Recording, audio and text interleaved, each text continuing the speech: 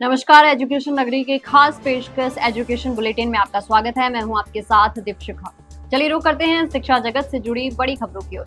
53,750 पदों पर आयोजित हुई चतुर्थ श्रेणी कर्मचारी भर्ती को लेकर अब लगभग साफ हो गया है कि भर्ती का परिणाम 2 या 3 चरणों में जारी किया जाएगा।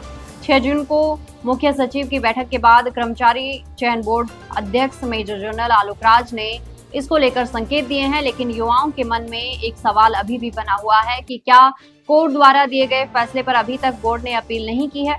ऐसे में जब तक बोर्ड द्वारा फैसला नहीं लिया जाने तक क्या परिणाम जारी किया जा सकता है। हालांकि बोर्ड अध्यक्ष ने संकेत दिए हैं कि जुलाई तक एकल पीठ के फैसले को चुनौती दी जाएगी। इसके साथ ही बोर्ड अध्यक्ष ने ये भी साफ कर दिया कि जब तक एकल पीठ द्वारा लिए गए फैसले पर खंडपीठ का स्टे नहीं मिल जाता या फिर बोर्ड की ओर से न्यूनतम अंकों को लेकर कोई फैसला नहीं लिया जाता, तब तक परिणाम जारी नहीं किया जा सकता।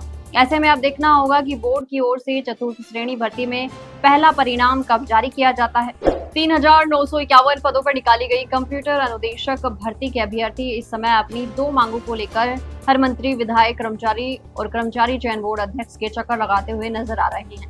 भर्ती में पदों के वर्गीकरण को लेकर जो विवाद खड़ा हुआ है, उसके चलते युवा परेशान हैं। कई वर्गों में तो जहां पदों की संख्या माइनस में जा रही है, तो कई वर्गों में नाम मात्र के पद होने से अभ्यर्थी परेशान हैं। आज बड़ी संख्या में अभ्यर्थियों ने शिक्षा मंत्री मदन दिलावर और कानून मंत्री जोगाराम पटेल से मुलाकात करके अपनी समस्या उनके सामने रखी। तो वहीं शिक्षा मंत्री ने विभाग से बात करने का हवाला देते हुए युवाओं को टाल दिया, तो कानून मंत्री ने शिक्षा मंत्री से बात करने का आश्वासन देते हुए उनको निराश किया। अभ्यर्थियों ने आरोप लगाया कि कितने ही मंत्रियों, विधायकों और बोर्ड अध्यक्ष से मिल चुके हैं, लेकिन कोई संतोषजनक जवाब नहीं मिल रहा। युवाओं की सिर्फ 2 ही मांग है कि जब तक स्टाफिंग पैटर्न नहीं हो जाता तब तक इस भर्ती का आयोजन ना किया जाए।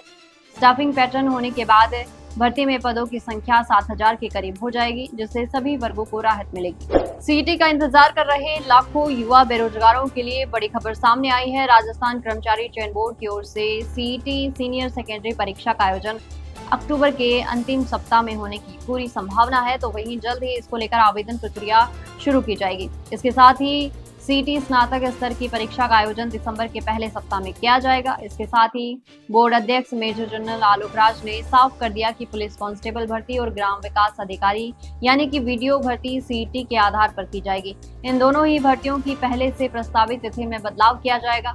ऐसे में इन दोनों ही भर्ती परीक्षाओं का आयोजन तय समय से करीब 5 से 6 महीने देरी से होगा। हालांकि पहले संभावना जताई जा रही थी कि पुलिस कांस्टेबल भर्ती को समय पर करवाने के लिए विभाग की ओर से इस भर्ती को सीईटी से बाहर किया जा सकता है, लेकिन भर्ती के किसी भी कानूनी प्रक्रिया में अटकने से बचाने के लिए इसको सीईटी के आधार पर ही करवाने का फैसला लिया गया है। राजस्थान में भर्ती प्रक्रियाओं की धीमी रफ्तार एक बार फिर से युवाओं की चिंता का कारण बनी हुई है। राजस्थान कर्मचारी चयन बोर्ड की लाइब्रेरियन भर्ती 2024 और ग्राम विकास अधिकारी भर्ती 2025 दस्तावेज सत्यापन के बाद भी अंतिम परिणाम का इंतजार कर रही है।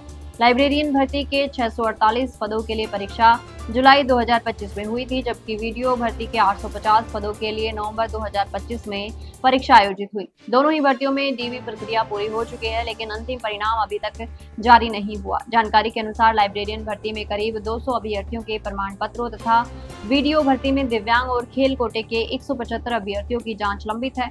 सवाल यह है कि छोटी छोटी भर्तियों को पूरा करने में महीनों का समय क्यों लग रहा है। युवाओं का मानना है कि भर्ती प्रक्रियाओं के प्रत्येक चरण की समय सीमा पहले से तय होनी चाहिए और अनावश्यक देरी के लिए जिम्मेदार अधिकारियों की जवाबदेही भी सुनिश्चित होनी चाहिए।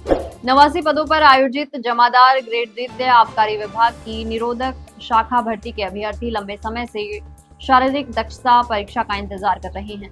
27 दिसंबर 2025 को परीक्षा आयोजित हुई थी और 17 फरवरी 2026 को परिणाम भी जारी कर दिया गया, लेकिन आज तक फिजिकल टेस्ट को लेकर कोई आधिकारिक सूचना सामने नहीं आई।